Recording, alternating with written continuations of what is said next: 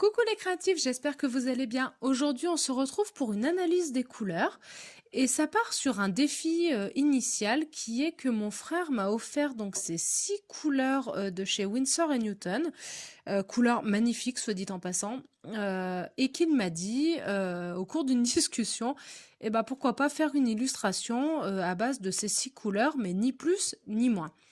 Alors le gros avantage, c'est que je me retrouve avec des couleurs quasi primaires. Je vous les montrerai plus tard sur le papier. C'est-à-dire que j'ai en gros, donc du jaune, du rouge. Celui-ci s'apparente au bleu. J'ai du vert, du violet et du noir d'ivoire. Donc finalement, avec toutes ces couleurs, on sait bien qu'avec les couleurs primaires, on peut tout faire. Donc finalement, avec tout ça, je peux me retrouver avec une palette quand même très complète de couleurs. Donc je les ai mises chacune sur une assiette de recyclage, bien entendu. Donc là, on retrouve un petit peu ce fameux vert. Alors j'ai déjà fait le début de mon dessin, donc c'est vrai qu'il y a déjà des mélanges de réalisés. Mais donc là, nous avons le vert. Là, pareil, il y a un mélange, mais en fait celui-ci c'est un violet, mais qui tourne vers le bleu.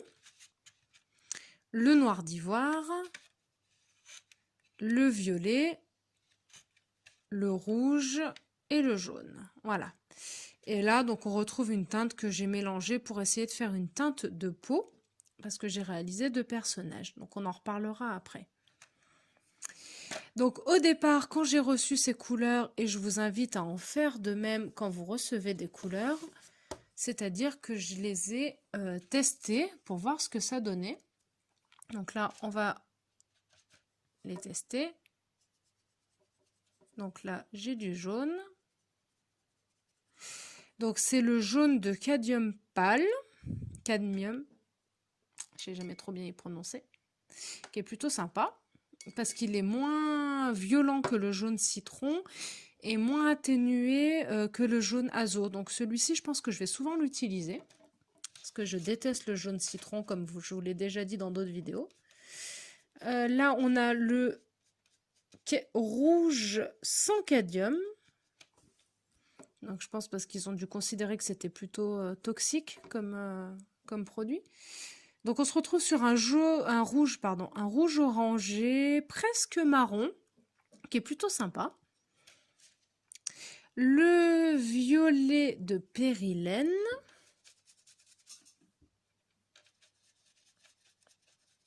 Alors il est beau celui-là. Voilà.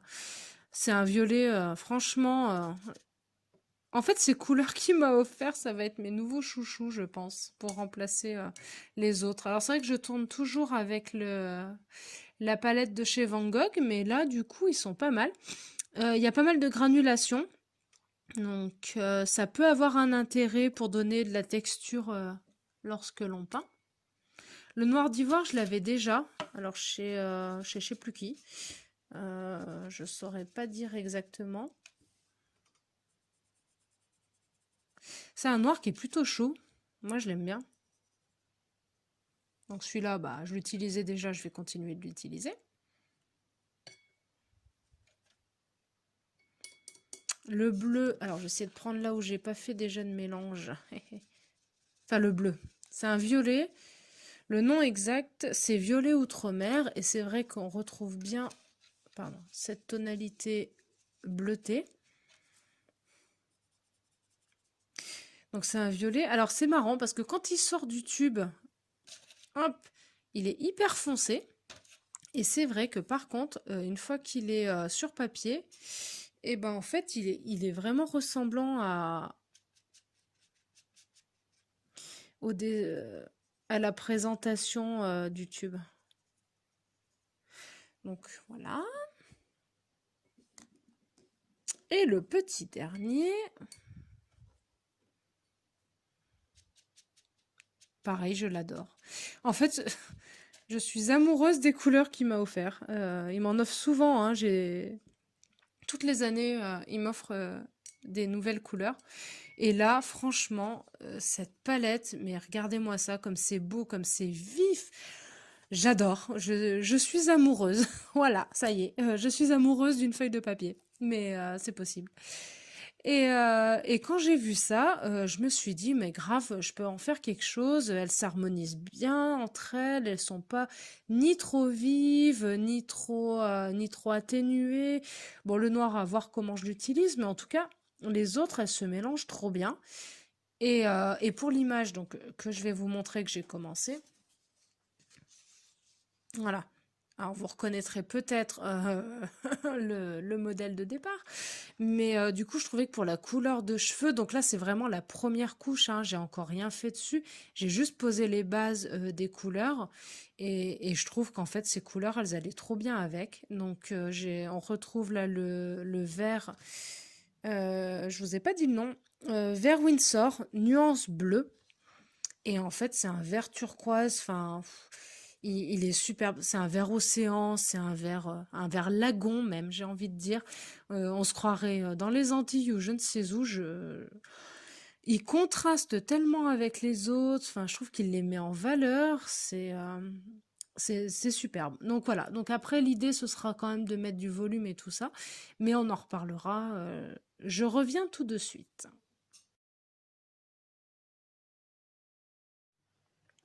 Afin de continuer à mieux comprendre comment fonctionnent mes couleurs et comment les organiser autour de mon dessin, donc je voulais voir un petit peu comment elles interagissaient entre elles, surtout celles qui potentiellement pouvaient m'intéresser en termes de mélange. Donc j'ai commencé à mélanger le rouge et le jaune pour voir quel type de mélange ça pouvait me faire. Donc on se retrouve sur un orange plutôt vif. Le violet également avec le jaune, parce que ça j'aime bien, ça peut souvent faire un mélange qui s'apparente à l'or. Alors ça c'est bon à savoir. C'est-à-dire que violet, alors ça rend pas à la caméra, mais je vous promets que en fait ça fait vraiment une couleur presque dorée. Alors comment faire pour vous montrer? Parce que du coup ça rend pas. Non. Ça, ah, je vous promets, essayez, mélangez du violet avec du jaune et vous verrez, ça remplace vraiment la couleur dorée si vous n'en avez pas. Alors sur le papier, ça rend carrément et je sais pas pourquoi, sur la caméra, ça veut pas. Le noir, je vais pas le mélanger avec quoi que ce soit. Le violet, celui-ci, on pourrait essayer de le mélanger avec quoi? Eh ben, on peut essayer de le mélanger avec du rouge, tiens.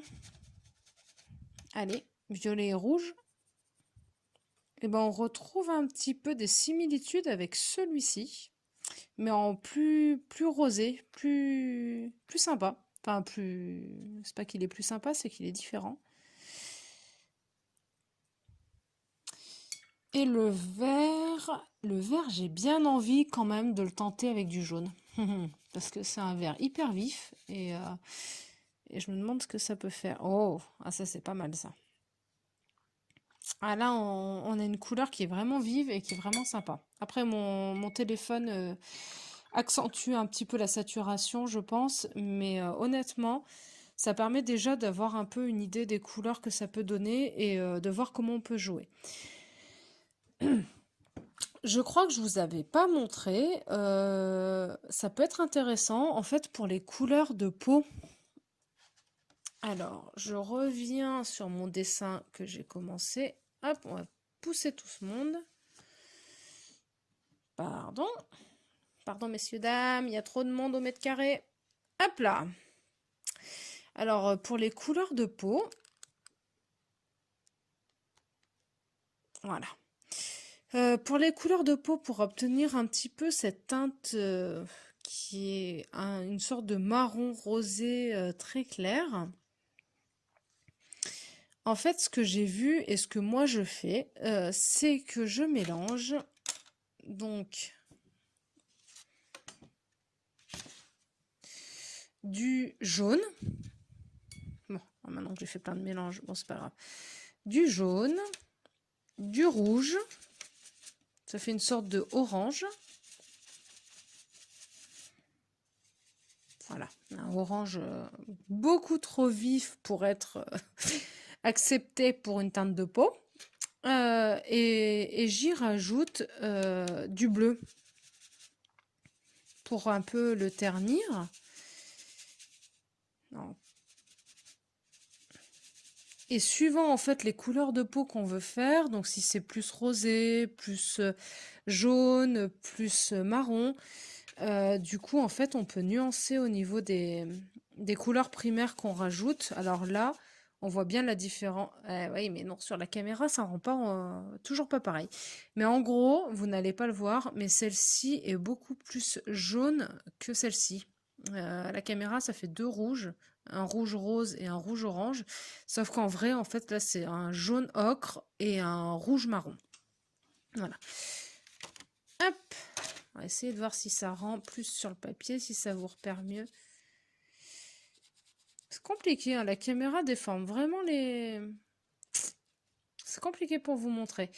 Mais en gros, si vous voulez obtenir des teintes de peau, ce qu'il faut, c'est jongler entre un jaune, un rouge et un bleu dans des proportions variables, sachant que rouge et jaune, ça fait orange forcément, et que quand vous rajoutez le bleu, c'est là que vous obtenez un petit peu cette teinte marron qui est assez spécifique de la peau.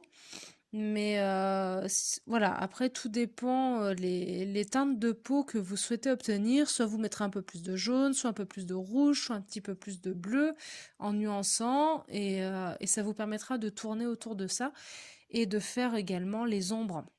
Alors pour les ombres, moi je vous décommande dérecommande, je sais pas comment dire. Je vous déconseille, voilà, tout simplement, d'utiliser du noir parce que ça va vous désaturer les couleurs, ça va faire tout de suite une impression terne, une impression morose. Généralement, vaut mieux essayer plutôt de foncer votre couleur, donc soit en rajoutant du bleu, soit en jouant avec les complémentaires. Alors vous savez que le rouge et le vert sont complémentaires, que le violet et le jaune sont complémentaires, que il manque un. Rouge, jaune, bleu. Et le bleu, le complémentaire, c'est le orange. Ou si je ne dis pas de bêtises, mais voilà. Donc normalement, si vous jouez avec les complémentaires, vous obtenez quelque chose qui vous permet d'obtenir de l'ombre. Mais ça, j'en reparlerai lors d'une autre vidéo spécifique sur les ombrages et tout ça. Voilà. Mais en tout cas, ça vous permet quand vous avez un jeu de couleurs très limité, et bien que là, franchement, je m'estime très, très, très glorieuse, ça vous permet quand même de jongler entre toutes et de faire des ombrages, de faire des mises en valeur et tout ça.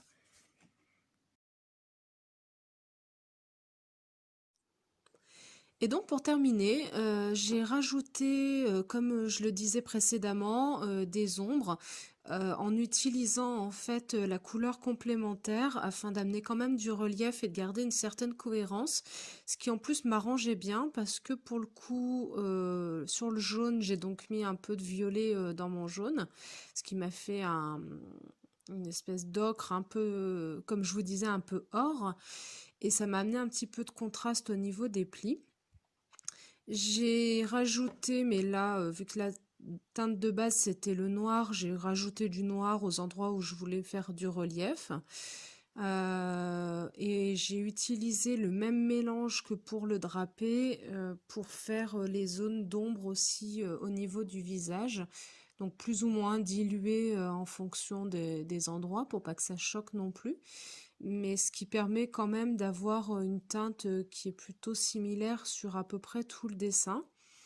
Et ce que je fais quand j'ai posé donc toute ma base et toutes mes valeurs en aquarelle, là j'ai sorti les crayons de couleur que je vais utiliser pour apporter en fait les détails qui manquent sur le dessin, rajouter des petits dessins sur le drapé comme il y a sur la photo au départ, voilà, faire un petit peu des choses comme ça qui donnent les finitions. Parce qu'il faut bien le finir un jour, ce dessin quand même. Et voilà, donc bah, je vous mettrai la photo finale. Et puis, bah, écoutez, n'hésitez pas à me laisser un commentaire, savoir si vous avez essayé de jouer avec les ombres vous aussi, comment vous avez harmonisé un petit peu les couleurs dans vos dessins, si vous avez des techniques, ça m'intéresse également. Donc, je vous mets une dernière petite photo avec tous les petits détails au crayon de couleur. Et puis, je vous dis à très bientôt. Bye bye!